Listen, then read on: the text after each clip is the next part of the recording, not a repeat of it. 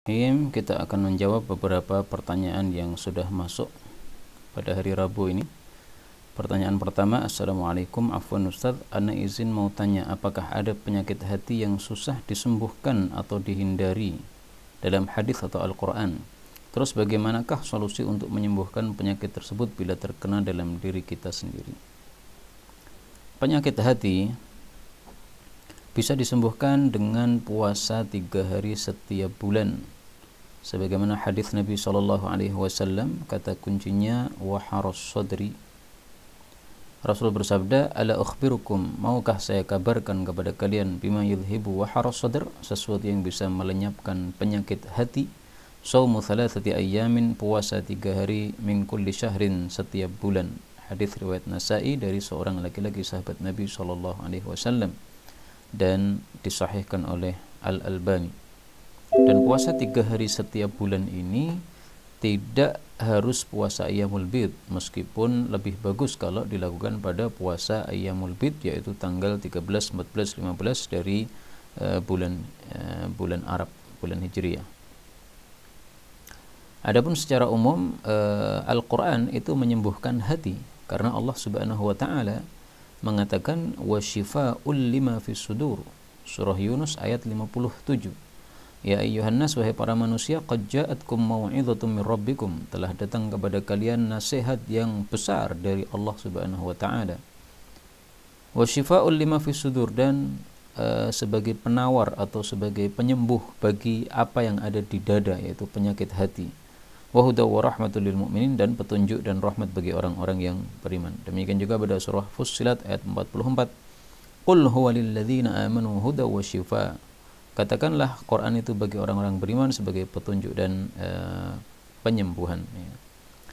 Baik itu penyembuhan sakit badan atau juga sakit hati, sebagaimana pada surah Yunus ayat 57 tadi, ya. Maka salah satu mengobati hati adalah dengan banyak-banyak membaca Al-Quran.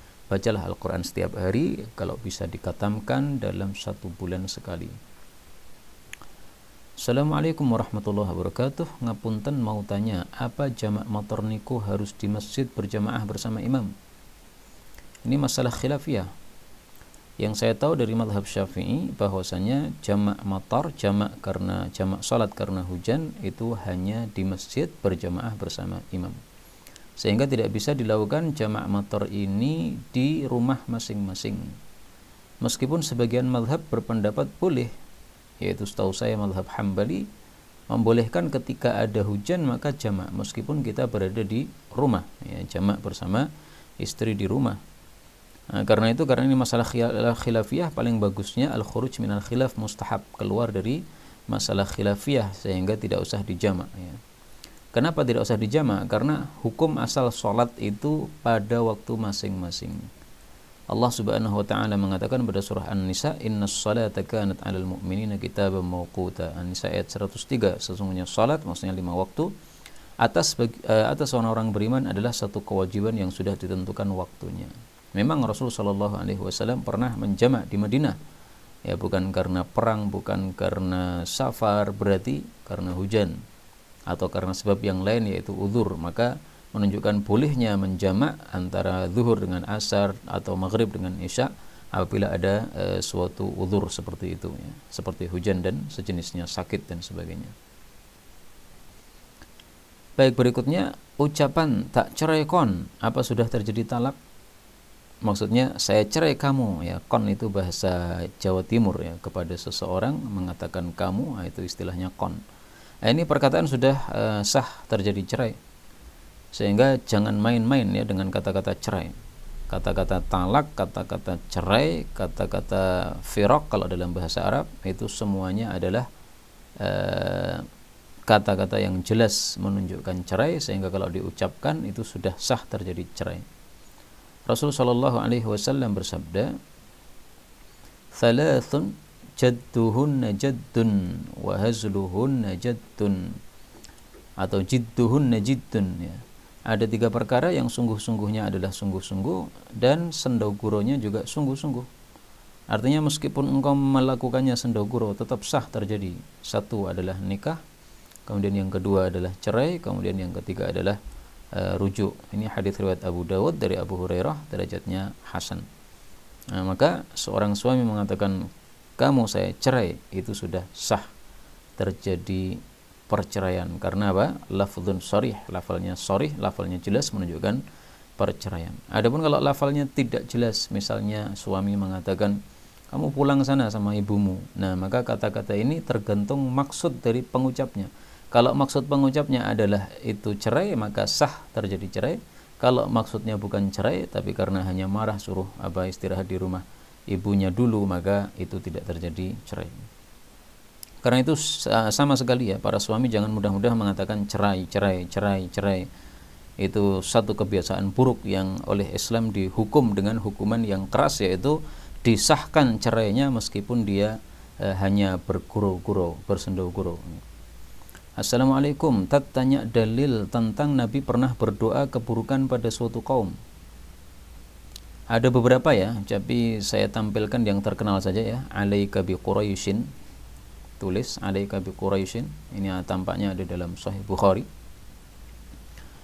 Nah, ini ternyata kita temukan dalam Sahih Bukhari. Rasul Shallallahu Alaihi Wasallam pernah pada waktu sajidun sholat, beliau belum mengangkat kepalanya, tiba-tiba sudah dilempari kotoran oleh orang-orang kafir, naudzubillah. Maka Fatimah datang kemudian melemparkan kotoran itu dari punggung Nabi Shallallahu Alaihi Wasallam. Maka Nabi pun kemudian mengangkat kepalanya. Thumma qala, kemudian beliau berdoa, Allahumma alaika bi Quraisyin, qalahu thalatha marat. Ya Allah, bereskanlah ya, habisilah atau mampuskanlah orang-orang Quraisy. Ya Allah, bereskanlah orang-orang Quraisy. Ya Allah, bereskanlah orang-orang Quraisy. Didoakan 3 kali oleh Rasul Shallallahu Alaihi Wasallam. Bahkan kemudian Nabi menyebutkan nama-nama tertentu. Allahumma alaika bi Abi Jahlin wa alaika bi Utbah bin Rabi'ah wa Syaibah bin Rabi'ah wal Walid bin Utbah wa Umayyah bin Khalaf wa Uqbah bin Abi Mu'aid. Dan masih ada satu lagi orang yang ketujuh tapi rawinya tidak hafal ya. Kemudian rawi mengatakan, demi Allah, sungguh orang-orang yang Nabi sebutkan nama-namanya tadi sudah semuanya terbunuh dalam medan perang Badar, kemudian dilemparkan dalam sumur yang ada di Badar tersebut. Ini hadis riwayat Sahih Bukhari dan Sahih Muslim. Ya, jadi mendoakan keburukan pada suatu kaum yang telah zalim kepada kaum muslimin, ini ada dalilnya ya. Jadi tidak selalu doa Nabi itu memberikan hidayah kepada orang-orang yang zalim itu, tidak. Ada yang didoakan hidayah oleh Nabi, ada juga yang didoakan keburukan oleh Nabi Shallallahu Alaihi Wasallam. Kemudian pertanyaan berikutnya, ini terakhir pada hari ini. Assalamualaikum Ustadz, mau tanya kitab Sirah Nabawiyah untuk pemula bagus kitab apa buat masyarakat awam? Sirah Nabawiyah, kalau yang bahasa Indonesia saya tidak mengerti ya. Tapi kalau bahasa Arab itu ada kitab yang sangat bagus, judulnya adalah Tartib Ahdatsis Sirah. Ini sangat bagus sekali untuk orang-orang awam, yang ditulis oleh guru kami yaitu Syekh Wahid Abdussalam Bali, dan beliau adalah seorang ulama yang terkenal di negara Mesir sana. Tartib Ahdatsis Sirah. Di sini judul aslinya adalah ini Al-Khulasatul Bahiyah fi Tartibi Ahdatsis Siratin Nabawiyah. Jadi ini isinya ringkasan-ringkasan tentang urutan kejadian-kejadian dalam sirah Nabi Sallallahu Alaihi Wasallam. Sehingga enak sekali ya. Tahun pertama kenabian apa saja yang terjadi disebutkan 1, 2, 3, 4, 5, 6 pakai nomor-nomor gitu. Memudahkan kita untuk mengingat-ingat dan juga mempelajarinya sampai akhir hayat Nabi Sallallahu Alaihi Wasallam. Ini tidak tebal ya, hanya 145 halaman. Kalau yang berbahasa Indonesia atau terjemahan bahasa Indonesia, mungkin yang bagus adalah ringkasan Nurul Yakin ya. Itu mudah didapatkan di toko-toko buku dan itu juga ringkas, dan itulah yang dulu kami pelajari ketika masih di pesantren ya, Nurul Yakin, dan ada ringkasannya yaitu Khulasah Nurul Yakin, ringkasan Nurul Yakin. Inilah yang dapat kita jawab pada hari ini, kajian zuhur tanggal 24 Muharram 1443. Dan sekarang kita tutup dengan membaca surah Abasa wa Tawalla dengan qiraah mutawatirah yang bersumber dari Rasulullah sallallahu alaihi wa alihi wasallam. A'udzu billahi as-sami'il 'alim minasy syaithanir rajim min hamzihi wa nafthihi wa nafthihi. Bismillahirrahmanirrahim. Abasa wa tawalli an ja'ahul a'mi wa ma yudrika la'allahu yazzakki aw yadhakkaru fatanfa'uhu dzikri. Ini boleh fatanfa'ahu, boleh juga fatanfa'uhu, dua qiraah.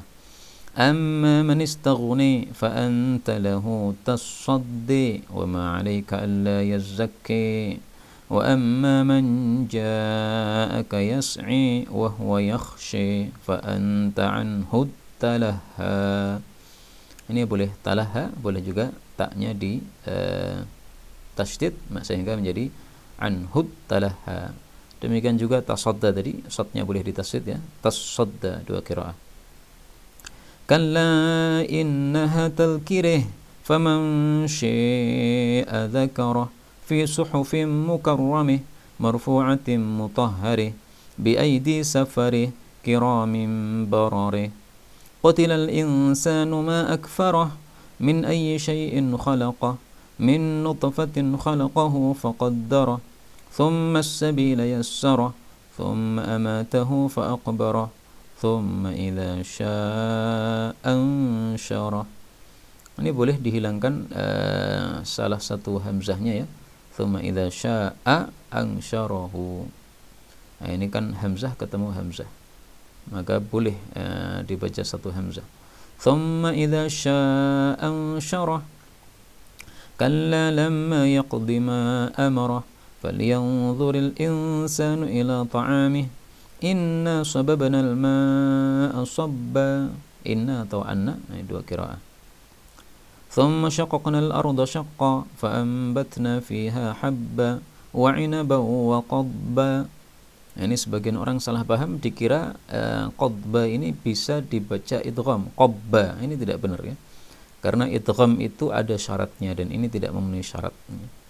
Wa zaitunan wa nakhla wa hadaiqa ghulba wa fakihatan wa abba mata'an lakum wa li'an'amikum mata'an lakum wa li'an'amikum fa idza ji'atis sakhah yawma yafirrul mar'u min akhihi wa ummihi wa abihi wa sahibatihi wa banihi likulli imri'in minhum yawma idzin sya'nun yughni wujuhun yawma idzin musfirah dhahikatun mustabshirah wa wujuhun yawma idzin 'alayha ghabarah tarhaquha qatarah ulaika humul kafaratul fajarih.